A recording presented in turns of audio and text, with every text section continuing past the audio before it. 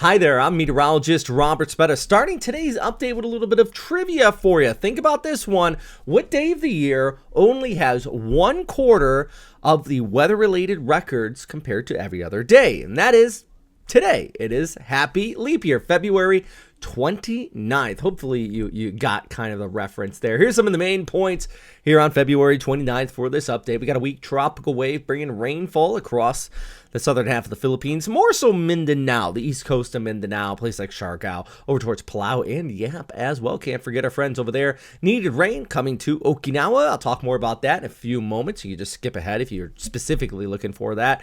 And no organized storm systems, at least in the long-range forecast. Now, don't click away just yet. You might be thinking, well, that's all I need to know. We still have some rain we need to talk about. And as I mentioned, there's that storm towards the north into Okinawa. Got a front diving in, creating a bit of a shear line / weak tropical wave, bringing some decent showers to parts of the Philippine Sea. So let's break this down for you. Looking at the broader picture, here's your area right in there, and there's that front kind of sweeping on through all the way to the tail end of that, so you could kind of call it a shear line, but really it's just kind of imposed with the intertropical convergence zone down here towards the south, and the reason why Palau and Yap have been seeing some pretty decent rainfall here the last few days, just nasty conditions.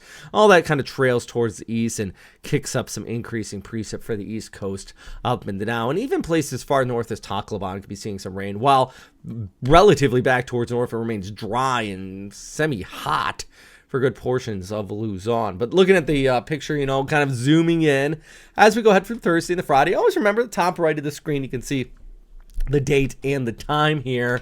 What we're talking about is those afternoon showers kind of getting enhanced by this tropical wave. There's your broad circulation located just towards the south of Palau right in there. So this is definitely not far enough north to be organized due to the lack of Coriolis force, but it does help enhance and kind of squeeze out some of that moisture for the east coast. And I know the broader picture, you don't see it very well, but let's zoom right in with our high-resolution guidance provided by WeatherScape XT. This is a function of Metro Weather. So if you're ever looking for high-resolution graphics or whatever you do, give them a shout out. Let them know I sent you their way.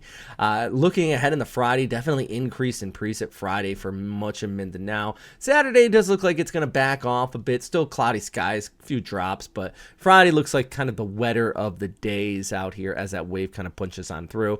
And then even back further towards the east, I'm watching another tropical wave that could show some organization, but at least at this time, just looks like a big rainmaker for places like Chuk, well out there towards the east. But for Siargao, hey, a big shout out to all our friends out there. Thursday and Friday, it's wet. Saturday and Sunday, it backs off a bit. Good news for the weekend before rain kind of picks back up heading into Monday. Very similar case for places like Davao City, where I know you got those bad floods back in December. Hopefully this is not quite that bad, and I don't think it's going to be. Thursday and Friday, kind of seeing that higher chance of that precip. Looking at the broader picture, and there's your easterlies high pressure ridge dominates. We do have a little bit of a front. You can see it right there, and kind of your shear line. By Saturday and Sunday, it's going to increase winds and maybe some showers for northeast coast of the Cagayan Valley.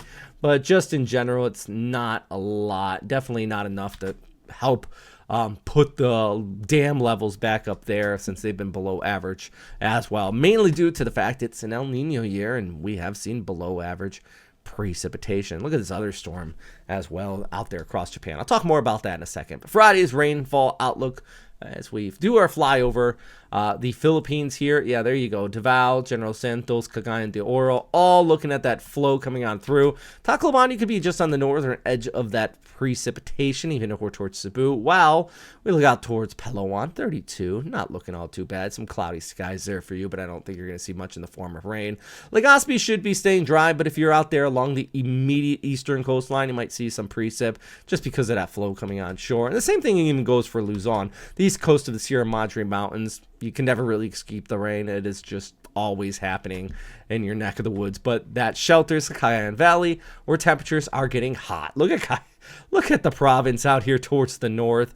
33 degrees for the high. Just rough heat for our friends there in northern Luzon. Stay cool out there, friends. Unfortunately, you don't have too much in the form of rainfall to help kind of cool you guys off. All right, look at our super typhoons. These are our Patreon members. Don't click off yet. I got more weather updates, but I want to give you guys a quick look at all of our Patreon subscribers who help support this channel. Can't thank you guys enough. You're the ones I lean on for some important questions too. I just actually fielded one on our Patreon about how these weather updates are going, and the main question was asking, do you prefer the green screens or the kind of these sit down updates? And I truly appreciate all of your feedback. So yeah, big thanks for everybody there who helps continue to support this channel. So let's switch gears here just a bit and talk about what's going on across Okinawa, because I mentioned there was this area of low pressure passing just north of the island here, moving across southwestern Japan, even going to bring some decent rainfall to parts of Tokyo and the Kanto Plain as well, which hopefully knock down the cedar pollen. Been pretty high out there. It's just that time of year. All thanks to the storm system forming up across southeastern areas of China. Now, this is very notable because it's been so dry. Reservoirs are down nearly 50% in parts of Okinawa. You need the rain. So even a low pressure area starting to form up in an early rendition of the rainy season front is going to be welcome. That front will be kicking on by, bringing some decent precip as we go ahead through Thursday into Friday. Now, it's not going to be enough to replenish the reservoirs out here, especially since it's just kind of the cold front coming through. We don't have a true rainy season front or anything like that, but some areas, especially north across the Amami Islands, could see upwards about 20 to 40 millimeters in total. Not so much, unfortunately, for Okinawa. It's probably going to end up being maybe 10 to 20 millimeters or less, but it is definitely going to be a much needed rainfall. And as I mentioned, that'll be really taking place here Thursday, heading through your Friday as we get that initial low pushing on by, and then the actual cold front kind of kicks in on its heels. That's also going to be dropping the mercury down just a bit as those northwesterly winds come in. And you see here 17 only for the high on our Saturday. Let's see what that means in Fahrenheit, and that would be about 62 degrees, 57 for the low. So not terribly cold, but definitely a bit chillier for our friends here across Okinawa, Japan. I mean, it's a tropical island, so you get down in those cooler temperatures. It's noteworthy. Hey, how about the broader picture? It could be Ulaanbaatar out there, the capital of Mongolia, minus 28 for their low. Jeez, winter still full on across far eastern Russia, and even for northern Japan, you got some snow there in Tokyo. Plum blossom season in place in Tokyo as well. Starting to get closer and closer to cherry blossom, but we're not there yet. It's plum blossom season. I've seen some people saying it's sakura season. Like, we're not there just yet. So something to kind of note there if you plan on heading out. You want to check out some of those cherry blossoms. I shouldn't say cherry blossoms. I just said it. It's plum blossoms. There's a difference. And they're both sakura. Anyways, look at the bigger picture, though. You still have that northwesterly wind with those waves continuing to kick on in. So as I mentioned earlier, hey guys, if you want to support this channel, check out our Patreon. It goes a long way, even a little bit of support. Or at the very least, hit that like and subscribe button. And one day I want to get to a point where we have 100,000 subscribers on the YouTube channel, just mainly because we can get the channel verified. It's not like an ego thing or anything. It's just, I want to get the channel verified, because if we get it verified, YouTube pushes it to more people, especially during typhoon season. I'll keep you posted on this weak tropical wave towards the south.